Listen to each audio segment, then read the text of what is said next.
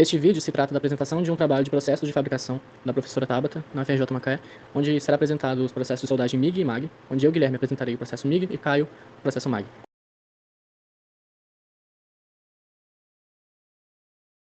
A fonte utilizada para a apresentação do processo de soldagem tipo MIG vem de um vídeo do apresentador de televisão, mecânico, especialista em motores e inventor Ed China.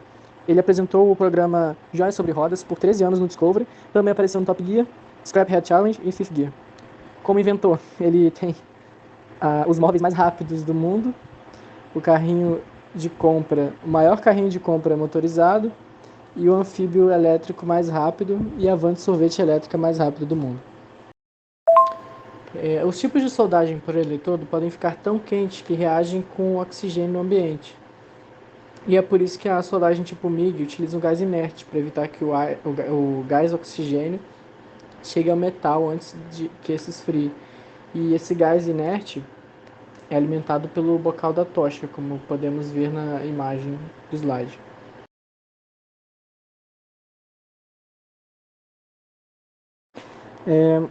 Uma breve comparação: a diferença entre a soldagem TIG e MIG é que T vem de tungstênio e o metal utilizado, que é o metal utilizado no eletrodo TIG, e não é consumível.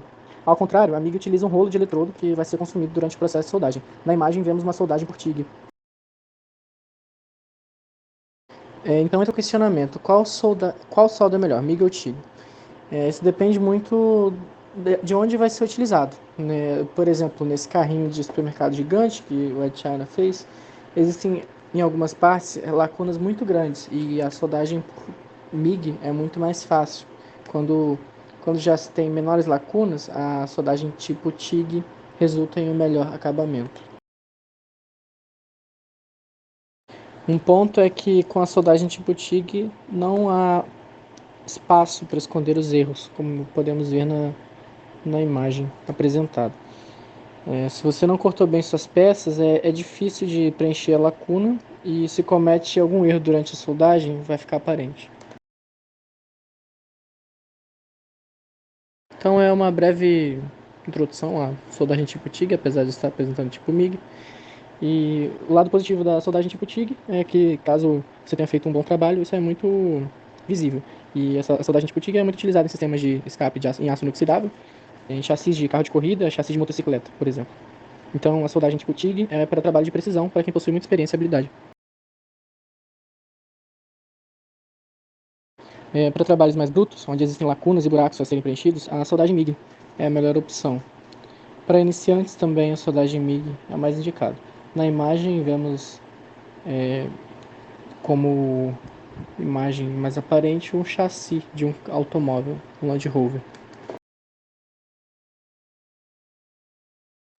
Hoje, para a soldagem MIG, os transformadores, por exemplo, o transformador na direita, amarelo, foram substituídos por inversores, que possuem uma eletrônica embarcada e são muito mais compactos e leves. Na foto, ambos os aparelhos possuem a mesma capacidade, 200 A, mas o inversor é muito mais compacto, como podemos ver. Nos inversores, alguns ajustes foram automatizados e são ajustados automaticamente durante o processo de soldagem, enquanto que o transformador existe um ajuste manual da velocidade do eletrodo e da corrente. Muito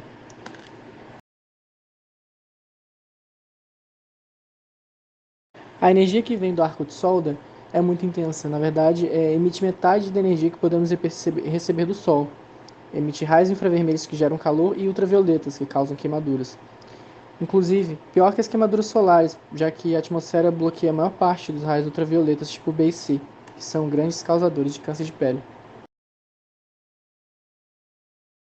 É por isso e outros fatores que são necessários equipamentos de proteção ao realizar a soldagem, por exemplo, tipo MIG, e outras soldagens, obviamente. Então, para a proteção dos olhos e do rosto, capacete de soldagem com painel fotovoltaico. Dessa forma, não precisa ficar levantando o capacete toda hora durante a soldagem. Então, é uma ótima opção. É por isso e outros fatores que são necessários equipamentos. Segundo Ed China em seu vídeo, para a proteção das vias aéreas, ele recomenda máscara do tipo FFP3. Segundo a Moldex, uma das maiores fabricantes de máscara do mundo, as aplicações típicas para esse tipo de máscara são, por exemplo, manuseio de metais pesados, madeira dura, poeira de freio, substâncias radioativas, patógenos como vírus, bactérias e esporos de fungos, e também com soldagem de aço inoxidável. Nessa imagem temos uma máscara bem avançada de soldagem que protege tanto a visão quanto as vias aéreas. Para a proteção das mãos, luvas mais grossas para soldagem tipo MIG, devido à maior energia nesse processo de soldagem, vistas à esquerda, luvas de raspa, e luvas com melhor mobilidade para soldagem tipo TIG, por exemplo, que é uma soldagem menos quente e também permite maior precisão. Para a proteção das mãos, luvas mais grossas. Para a proteção do torso, na esquerda, a proteção mais comum utilizada, o avental de raspa, e na direita, uma proteção mais cara, como se fosse uma jaqueta. Nesse slide vemos o gás inerte que é utilizado na soldagem tipo MIG, mais detalhes serão apresentados mais à frente. Então a máquina de solda do tipo MIG funciona da seguinte forma: um motor elétrico gira o rolo que fornece o metal de adição à soldagem quando o gatilho é pressionado. Então, qual o diâmetro do eletrodo que deve ser utilizado? Nesse gráfico é indicado, de acordo com a espessura do material, a espessura do eletrodo recomendada, em amarelo. Essa imagem é um exemplo de soldagem para um eletrodo de 0,8 mm, uma chapa ideal, como vista no gráfico anterior. Como pode ser visto, a solda é bem consistente, bem uniforme em todos os lados do metal. Na outra imagem, do outro lado, é possível enxergar uma penetração da solda, indicando que a peça se tornou uma só. Aqui o exemplo para uma chapa muito fina, com excesso de material, gera um arco inconsistente e com isso a solda também fica inconsistente. Também é possível ver que um pedaço da peça foi derretido porque a chapa era muito fina, ao final à esquerda. Aqui uma soldagem para uma chapa grossa demais. Nessa visão não parece ser tão ruim, mas por outras visões podemos ver que não há penetração do calor na imagem da esquerda e na imagem da direita que não há boa penetração da solda. Nessa parte da apresentação entraremos nos tipos de gás inerte. O gás inerte pode ser do tipo leve, universal ou pesado. O tipo leve é argônio com 5% de CO2, o universal usa 12% de CO2 e o pesado 20% de CO2. Quanto mais pesado o gás, maior a penetração da solda que se busca. E quando se trabalha com carro, que é o caso do China, geralmente se utiliza o menos denso. Porém, para trabalhos de chassi, como é visto ao fundo, é necessário um gás mais pesado. E é por isso que muitas vezes se utiliza um intermediário, que é o gás do tipo universal. Nessa imagem à esquerda, o gás inerte tipo leve, com menor penetração e, portanto, uma solda mais pronunciada. E na direita é o universal, com 12% de CO2. Como o CO2 é mais reativo, é possível ver que tem mais respingos na solda da direita, além de maior penetração. Após escolher o tipo de gás inerte que será utilizado, é necessário escolher a quantidade correta de fluxo. E à esquerda, o manômetro, à esquerda vemos a vazão em litros por minuto de gás, e à direita o manômetro indicando a pressão. Nessa imagem vemos uma soldagem feita com muito gás. Não tem tanta diferença assim, não é tanto um malefício usar gás demais, porém já vemos uma coloração mais escura na solda, que indica que a química da solda foi de certa forma afetada, mas o maior problema é que o gás tem um custo alto e desperdiçar não compensa.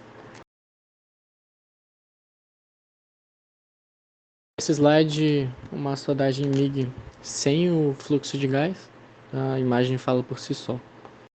Aqui uma imagem mais de perto da mesma solda, e dá para ver que essa soldagem é mais escura, tem furos, inclusões, escória e metal queimado. Para medir o fluxo de gás, no vídeo o Ed China prefere usar o P-Shooter, que é um equipamento próprio para isso, e de ser mais confiável do que o que é indicado no cilindro, no manômetro do cilindro. Nesse slide vemos o P-Shooter de perto, onde o fluxo é regulado.